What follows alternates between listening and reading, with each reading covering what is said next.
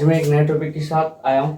हमारा टॉपिक है आज कथन एवं पूर्व धारणा है, जिसको हम कहते हैं स्टेटमेंट एंड असम्पशन। ठीक है, होता है क्या कि मैंने आपको कथन, इसके पहले वाले वीडियो जो हमने स्टेटमेंट एंड कंक्लूजन पढ़ा था, उस समय मैंने आपको कथन बता दिया कथन क्या होता है। कि नॉर्मल सी बात होती है, आपको कुछ बोल दिया, उसको आप देखकर सत्य असत्य की बात कह सकते हो, हाँ ये सत्य असत्य। उसके ऊपर भाई आपको दो निष्कर्ष दे दिए गए थे, ऐसे करके हमने क्वेश्चन किए थे। इसी टाइप से असम्पशन दिए जाते हैं। आपको कथन दे दिया, कोई भी कथन दे दिया नॉर्मल सा, जैसे मैं आपको बोल दूं कि इजराइल एक ताकतवर देश है।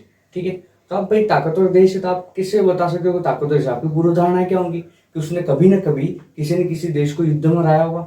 उसने कभी ना कभी क्या नाम है, आपकी रैंकिंग जो आर्मी रैंकिंग होती है उसके अंदर वो फर्स्ट आएगा, ताकतवर पावरफुल कंट्रीज में फर्स्ट आएगा।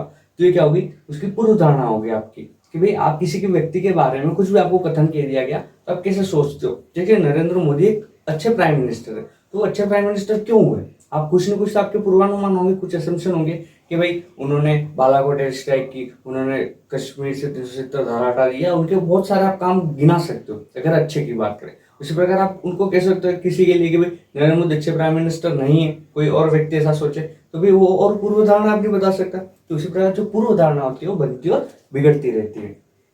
तो इसके ऊपर क्या होता है, अब हम क्या करेंगे, मैंने आपको पहले अपना प्लान बताया। मैं क्या करता हूँ कि सबसे पहले जो उसके मूल नियम होते हैं, मूल तत्व होते हैं, वो बता देता हूँ। जैसे इसके 9 मूल नियम है, सबसे पहले मैंने वो बता दिया आपको।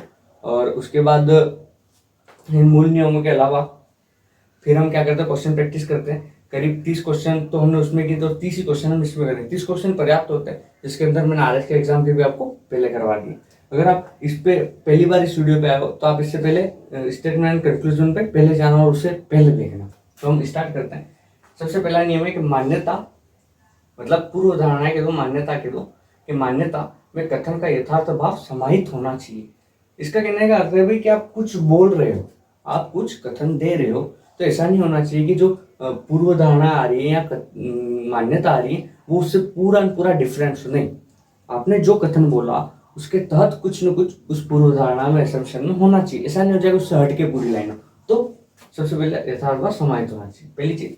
सेकंड, मान्यता और कथन एक दूसरे के सार्थक क्रम में होने चाहिए। मान्यता और कथन एक दूसरे के सार्थक होने चाहिए, सॉरी सार्थक होने चाहिए। सार्थक होने चाहिए मतलब कि आपने जो कथन बोला वो उस मान्यता से कहीं ना कहीं उसका अर्थ उससे निकलता।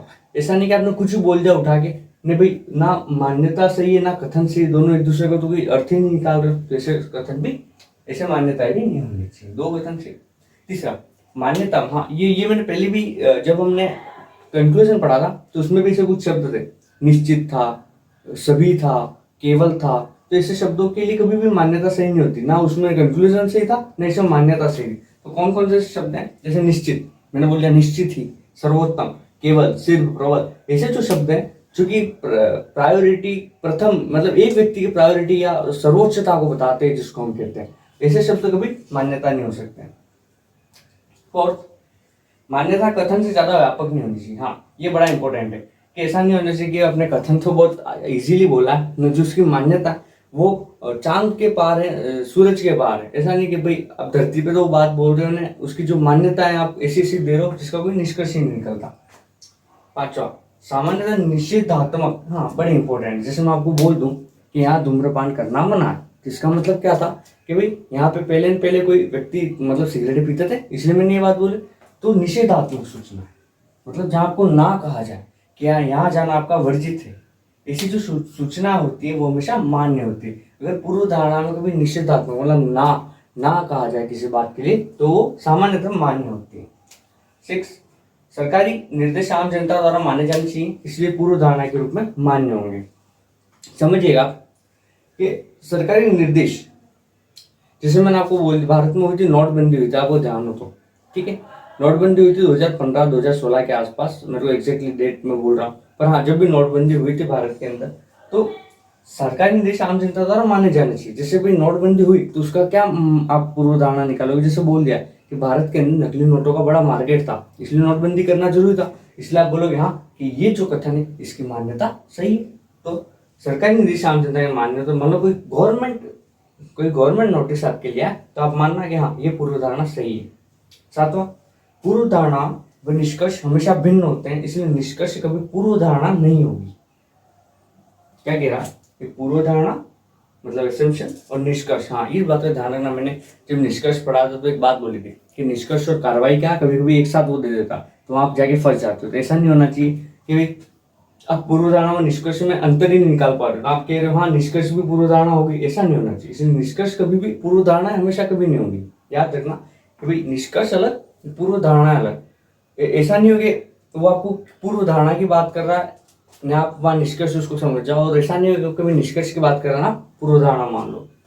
कथन के अतिरिक्त अधिक अनुमान लगाने से बचना चाहिए, ये मैं सबसे इंपॉर्टेंट मानता है इस चीज। एसेम्पशन की सबसे बड़ी गलती, सबसे बड़ी मिस्टेक बच्चों से यही होती है कि क्या होता है कि उसने आपको कुछ कथन दे दिया, उसके बाद आपको एसेम्पशन दे दिए, पूर्व धारणा दे दी, तो बच्चे क्या करता है कि उसके बारे में इतना ज्यादा अनुमान लगा देता है क्योंकि वो कथन से होता, कथन उससे सही होना ही नहीं है। मतलब जितना वो पूर्व धारणा को कह रही है और कथन जितना संबंधित है उतनी ही हम अनुमान लगा। ऐसा नहीं कि भाई वो आपको बात तो केवल साइकिल के कर रहा है ना, आप अनुमान हवाई जहाज का लगा रहे, नहीं, अनुमान आपके कथन से रिलेटेड रहे। और लास्ट 9वां सबसे इंपॉर्टेंट, या सबसे इंपॉर्टेंट कौन सा था, 8वां, इसको आप याद रखना कि जब भी आप एसेम्पशन करें किसी चीज में तब बहक ना जाए और ना ही ज्यादा से ज्यादा वो आप अनुमान लगा जाए। नहीं, सलाह परामर्श आदि सोचकर दिया जाता था सामान्य मान्य। भाई मैंने आपको कोई बोल दिया कि भाई वो व्यक्ति बड़ा प्रतिभाशाली है, उसके बाद मैंने पूर्व धारणा मतलब एसेम्पशन कर दिया कि वो प्रतिभाशाली मतलब उसने भी कोई ना कोई एग्जाम तो क्लियर किया होगा, इसलिए उसको मैं कहता हूँ वो व्यक्ति प्रतिभाशाली है और उसको आरएस का एग्जाम की तैयारी करनी चाहिए। मैं क्यों कहता हूँ, क्योंकि मेरे को पता है कि वो व्यक्ति योग्य है। इसलिए सलाह और परामर्श क्या होता है, हमेशा सोच समझ के दिया जाए, इसलिए सामान्य तौर पर वो मान्य होंगे। तो क्वेश्चन प्रैक्टिस की हम बात करते हैं, तो हमारे सामने दो प्रकार के इसके अंदर क्वेश्चन पूछे जाते हैं। पहला कि आपको एक कथन दे देंगे और दो आपको पूर्व धारणा देंगे। अब एक चीज हो जाता है ना, पूर्व धारणा और मान्यता दोनों समान शब्द हैं। ऐसा नहीं हो कि आप इसको मान्यताओं को कुछ अलग मान ले, नहीं, मान्यता और पूर्व धारणा दोनों समान है, ऐसा कुछ बात नहीं है, दोनों अलग अलग नहीं होते। मान्यता हो गई या पूर्व धारणा हो गई, दोनों सेम है। आप इंग्लिश में पढ़ेंगे स्टेटमेंट एजम्पशन ही उसको कहा जाता है। तो हमारे पास दो टाइप के क्वेश्चन है, पहला टाइप तो ये, सेकंड टाइप ये आपको एक कथन देकर चार पूर्व धारणा देगा और चारों में से कौन सी सही है पूछने पड़ेगा। हम दोनों टाइप के क्वेश्चन करेंगे। सबसे पहले हम हमारा पहला टाइप जो कि सबसे इंपॉर्टेंट है, क्वेश्चन मैक्सिमम इसी में से आएगा, अब इस बात को ध्यान रखना। तो क्वेश्चन है कि राज्य सरकार ने अगले वर्ष तक 5000 शिक्षकों की नियुक्ति का निर्णय लिया है। तो ये एक तो उसने कथन दे दिया। मैं क्या करूंगा, 3 क्वेश्चन आपको मैं खुद बताऊंगा, उसके बाद हम प्रैक्टिस करेंगे बहुत सारे क्वेश्चन की, वो क्वेश्चन आप करेंगे। तो फर्स्ट क्वेश्चन, राज्य सरकार ने अगले वर्ष तक 5000 शिक्षकों की नियुक्ति का निर्णय लिया है। तो कहने का अर्थ है कि भाई जो गवर्नमेंट उसके पास 5000 शिक्षकों की नियुक्ति का निर्णय लिया। अगर कोई भी गवर्नमेंट है, मान लीजिए कोई भी गवर्नमेंट है ना, वो 5000 या कितने भी शिक्षकों की नियुक्ति कराती है, तो सबसे पहले उसके पास इतनी पोस्टें खाली होनी चाहिए। ये बात आप मानते हो? इसकी पूर्व धारणा क्या है कि सरकार के पास इतनी पोस्टें कहीं नहीं खाली है, ठीक है। तो राज्य में 5000 अतिरिक्त शिक्षकों के लिए पर्याप्त स्कूल आपको यस। मैंने क्या बोला कि राज्य सरकार तभी पोस्ट निकाल सकती है। पूर्वानुमान क्या कहता है, अगर कोई गवर्नमेंट 5000 शिक्षकों की नियुक्ति का निर्णय लेती है तो उसके 5000 नियुक्ता पड़ी हुई है पहले से खाली, तो आपको यस। इसके अंदर पहला तो कदम सही है। सेकंड, हो सकता है योग्यता प्राप्त उम्मीदवार आवेदन करने में रुचि ना ले क्योंकि गवर्नमेंट इतनी बड़ी संख्या में शिक्षकों की नियुक्ति ना करे, ठीक है। ये कंफ्यूजन आपको बहुत घुमाने के लिए, अब वो स्टूडेंट की अलग अलग कैटेगरी होती है। स्टूडेंट नॉर्मल सोचता है, एक स्टूडेंट बहुत अच्छा सोचता है, एक स्टूडेंट बहुत ज्यादा सोचता है। आप मैं मानता हूँ बहुत ज्यादा सोचने वाला इंटेलिजेंट होता है, वो ऊपर किसमें इंटेलिजेंट होता है, रिसर्च में। बट यहाँ पे हमको रिसर्च तो करना नहीं, यहाँ पे मात्र आपको एजम्पशन करना। तो जब इसके ऊपर आप बहुत ज्यादा सोचते हैं, आपको लगता है हाँ यार ये भी कहीं सही है, बट आप देखिए कि योग्यता प्राप्त उम्मीदवार आवेदन करने में रुचि ना ले क्योंकि गवर्नमेंट इतनी बड़ी संख्या में नियुक्ति ना करे, भाई उसकी बात है ही नहीं। आप तो ये मान के चलोगे राज्य सरकार 5000 शिक्षकों की नियुक्ति कर रही है, ठीक। इसमें कहीं पर भी ये बात नहीं कही योग्यता प्राप्त उम्मीदवार आवेदन करने में रुचि नहीं रख रहे हैं या क्या नहीं रख रहे। हमारे पास इतना ही पता है वो 5000 शिक्षक है, तो ये कथन सॉरी ये मान्यता सिद्ध नहीं होगी, इसलिए मात्र प्रथम पूर्व धारणा ही सत्य है। समझ में आया क्वेश्चन आपको? चलो, किसी शिक्षित व्यक्ति के जीवन मूल्य अशिक्षित व्यक्ति से भिन्न होते हैं। क्या कह रहा है कि कोई शिक्षित व्यक्ति है, उसके जो जीवन के मूल्य है, जो कम पढ़ा लिखा है, उसके जो जीवन के मूल्य है, उसके भी जीवन के जो मूल्य है उससे भिन्न है, ठीक है। तो शिक्षा का किसी व्यक्ति के जीवन मूल्य पर प्रभाव पड़ता है, तो आप कह सकते हो हाँ कि भाई जिसके पास शिक्षा उसके पास कुछ प्रभाव पड़ता है, नहीं शिक्षा उसके ऊपर कुछ अलग प्रभाव पड़ेगा। तो आप कथन का अर्थ को सत्य कह सकते हैं। क्या एक अशिक्षित व्यक्ति कोई जीवन मूल्य नहीं होते, ना ना ना, ये बिल्कुल गलत है कि भाई जीवन मूल्य अलग होते हैं। भाई जीवन मूल्य है और जीवन मूल्य अलग है, पर यहाँ तो जीवन मूल्य ही नहीं होते, इसलिए कथन दो गलत, मात्र कथन प्रथम ही सत्य है। थर्ड, स्टेडियम में घुसने से पहले सोचना पड़ेगा। बड़ा अच्छा क्वेश्चन है, गलत होने के चांस होते हैं कि भाई आप कोई भी स्टेडियम में जा रहे हो, आज भारत ऑस्ट्रेलिया का मैच हो, आप देखने जा रहे हो, आप किसी भी के अंदर गए, स्टेडियम के अंदर गए, ठीक है। तो अब स्टेडियम में बाहर कुछ न कुछ लिखा हुआ आएगा, तो वो भी आप स्टेडियम में ये सूचना जरूर पढ़े। आप सबसे पहले उसको पढ़ोगे, ये स्वाभाविक पढ़नी है आपको।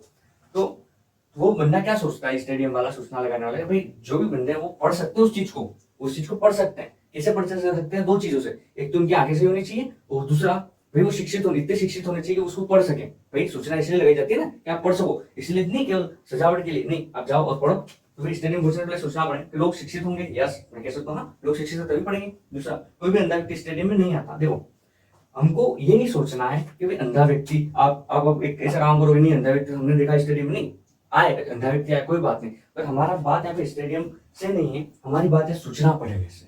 तो हम क्या सोचेंगे कि भाई सूचना पढ़ सकता है, वो सूचना नहीं पढ़ सकता, इसलिए हम इसको भी यहाँ पे सही मानते हैं कि हाँ, कोई भी अंधा व्यक्ति स्टेडियम नहीं आता। मतलब हमको स्टेडियम आने जाने से कोई मतलब नहीं, हमको सूचना पढ़वाने से मतलब। अगर वो व्यक्ति सूचना पढ़ सकता है तो यस वो सही हो जाएगा, नहीं पढ़ सकता तो हम उसको ना बोलेंगे। कोई भी व्यक्ति अंधा व्यक्ति स्टेडियम नहीं आता, हाँ नहीं आता, इसलिए कथन मान्यता प्रथम और मान्यता द्वितीय दोनों ही सत्य होंगे।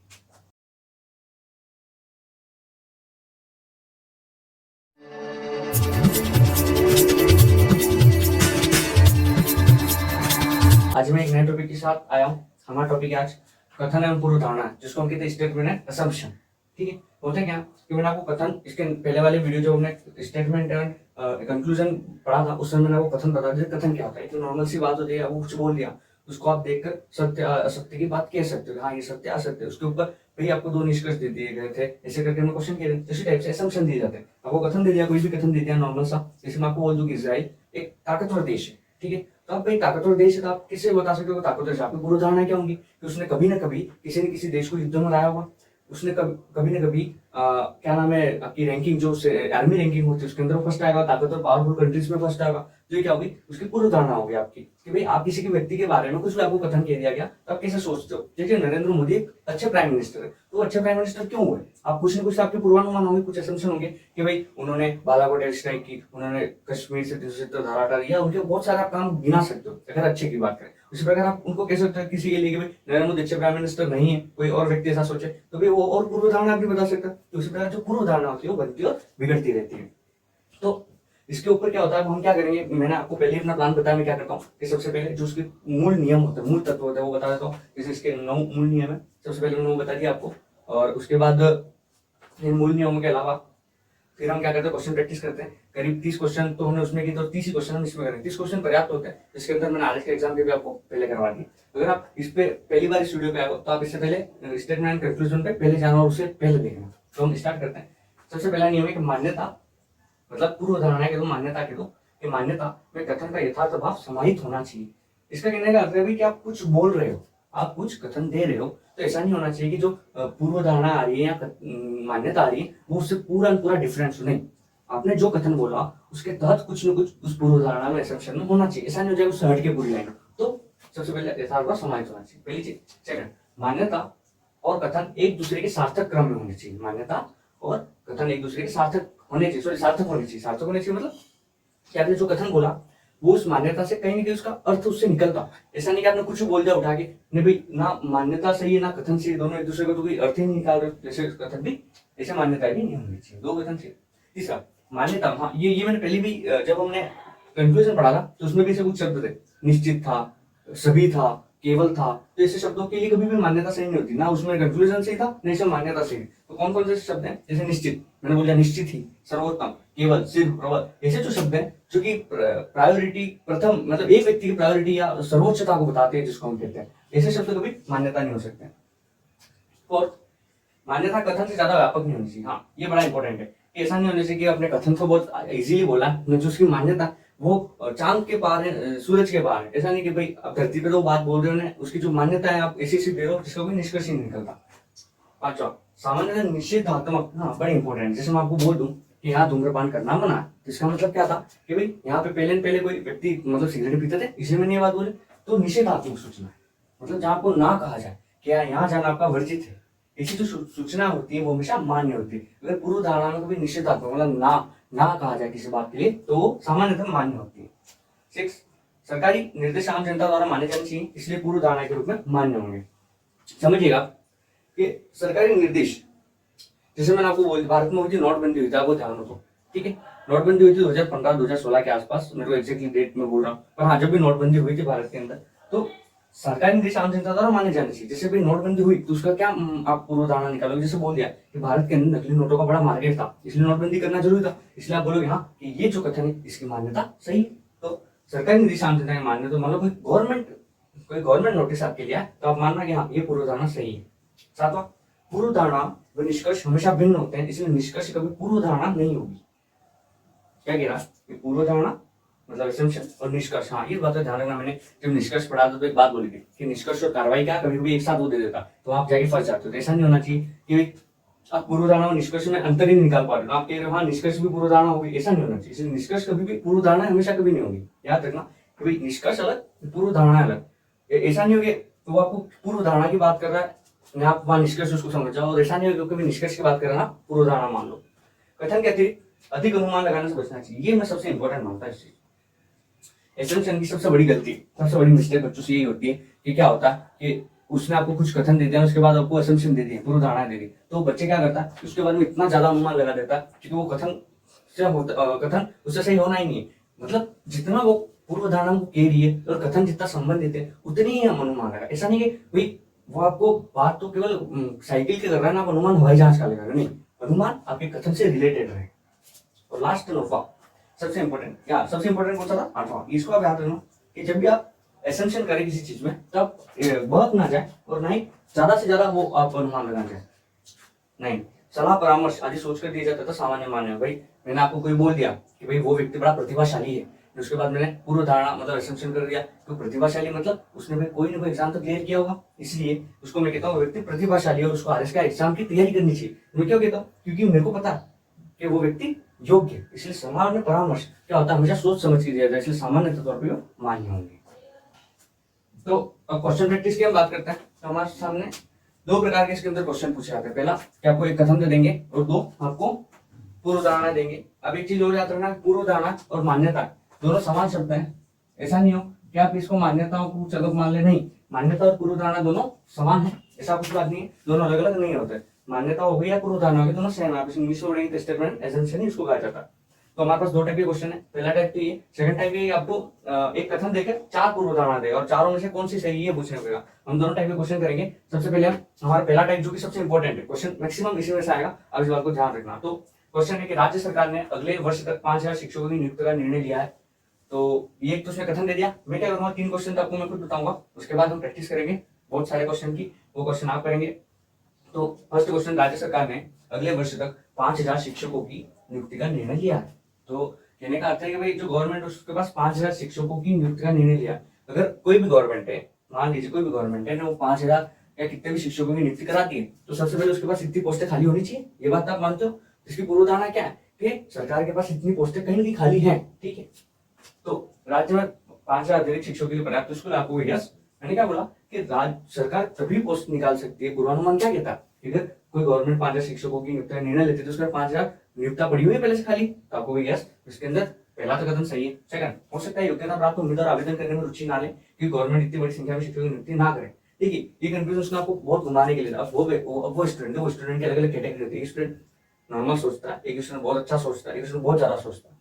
आप मैं मानता हूँ बहुत ज्यादा सोचने वाला इंटेलिजेंट होता है, वो पर किसमें इंटेलिजेंट होता है, रिसर्च में। बट यहाँ पे हमको रिसर्च तो करना नहीं, यहाँ पे मात्र आपको एजम्पशन करना है। तो जब इसके ऊपर आप बहुत ज्यादा सोचते हैं, आपको लगता है हाँ यार ये भी कहीं सही है, बट आप देखिए कि योग्यता प्राप्त उम्मीदवार आवेदन करने में रुचि ना ले क्योंकि गवर्नमेंट इतनी बड़ी संख्या में नियुक्ति ना करे, भाई उसकी बात है ही नहीं। आप तो ये मान के चलोगे राज्य सरकार 5000 शिक्षकों की नियुक्ति का कर रही है, ठीक, इसमें कहीं पर भी ये बात नहीं गई योग्यता प्राप्त उम्मीदवार आवेदन करने में रुचि नहीं रख रहे हैं या क्या नहीं रख रहे, हमारे पास इतना ही पता है वो 5000 शिक्षक है, तो ये कथन सॉरी ये मान्यता सिद्ध नहीं होगी, इसलिए मात्र प्रथम पूर्व धारणा ही सत्य है। समझ में आया क्वेश्चन आपको? चलो, किसी शिक्षित व्यक्ति के जीवन मूल्य अशिक्षित व्यक्ति से भिन्न होते हैं। क्या कह रहा है कि कोई शिक्षित व्यक्ति है, उसके जो जीवन के मूल्य है, जो कम पढ़ा लिखा है उसके जो जीवन के मूल्य है, उसके भी जीवन के जो मूल्य है उससे भिन्न है, ठीक है। तो शिक्षा का किसी व्यक्ति के जीवन मूल्यों पर प्रभाव पड़ता है, तो आप कह सकते हो हाँ कि भाई जिसके पास शिक्षा उसके पास कुछ प्रभाव पड़ता है, नहीं शिक्षा उसके ऊपर कुछ अलग प्रभाव पड़ेगा, तो आप कथन तात्पर्य को सत्य कह सकते हैं। एक अशिक्षित व्यक्ति कोई जीवन मूल्य नहीं होते, ना ना ना, ये बिल्कुल गलत है कि भाई जीवन मूल्य अलग होते हैं। भाई जीवन मूल्य है और जीवन मूल्य अलग है, पर यहाँ तो जीवन मूल्य ही नहीं होते, इसलिए कथन दो गलत, मात्र कथन प्रथम ही सत्य है। थर्ड, स्टेडियम में घुसने से पहले सोचना पड़ेगा। बड़ा अच्छा क्वेश्चन है, गलत होने के चांस होते हैं कि भाई आप कोई भी स्टेडियम में जा रहे हो, भाई आज भारत ऑस्ट्रेलिया का मैच हो, आप देखने जा रहे हो, आप किसी भी के अंदर गए, स्टेडियम के अंदर गए, ठीक है, तो अब स्टेडियम में बाहर कुछ ना कुछ लिखा हुआ आएगा, तो वो भी आप स्टेडियम में ये सोचना जरूर पड़े, आप सबसे पहले उसको पढ़ोगे, ये स्वाभाविक पढ़नी है आपको। तो वो बंदा क्या सोचता है, स्टेडियम वाला, सूचना लगाने वाला, भाई जो भी बंदे हैं वो पढ़ सकते हैं उस चीज को पढ़ सकते हैं। कैसे पढ़ सकते हैं? दो चीजों से, एक तो उनकी आंखें सही होनी चाहिए, और दूसरा भाई वो इतने शिक्षित होने चाहिए कि उसको पढ़ सके। भाई सूचना इसलिए लगाई जाती है ना कि आप पढ़ सको, इसलिए नहीं केवल सजावट के लिए नहीं, आप जाओ और पढ़ो। तो फिर स्टेडियम घुसने से पहले सोचना पड़े कि लोग शिक्षित होंगे, यस मैं कह सकता हूँ ना, लोग शिक्षित तभी पढ़ेंगे। दूसरा, कोई भी अंधा व्यक्ति स्टेडियम में नहीं आता। देखो हमको ये नहीं सोचना है कि भाई अंधा व्यक्ति, आप एक ऐसा काम करोगे, नहीं अंधा व्यक्ति हमने देखा स्टेडियम में, नहीं आए अंधा व्यक्ति आए, कोई बात नहीं, पर हमारा बात यहाँ पे स्टेडियम से नहीं है, हमारी बात है सूचना पढ़ेगा से। तो हम क्या सोचेंगे कि भाई सूचना पढ़ सकता है, वो सूचना नहीं पढ़ सकता, इसलिए हम इसको भी यहाँ पे सही मानते हैं कि हाँ कोई भी अंधा व्यक्ति स्टेडियम नहीं आता। मतलब हमको स्टेडियम में आने जाने से कोई मतलब नहीं, हमको सूचना पढ़वाने से मतलब। अगर वो व्यक्ति सूचना पढ़ सकता है तो यस वो सही हो जाएगा, नहीं पढ़ सकता तो हम उसको ना बोलेंगे। कोई भी व्यक्ति अंधा व्यक्ति स्टेडियम नहीं आता, हाँ नहीं आता, इसलिए कथन सॉरी मान्यता प्रथम और मान्यता द्वितीय दोनों ही सत्य होंगे।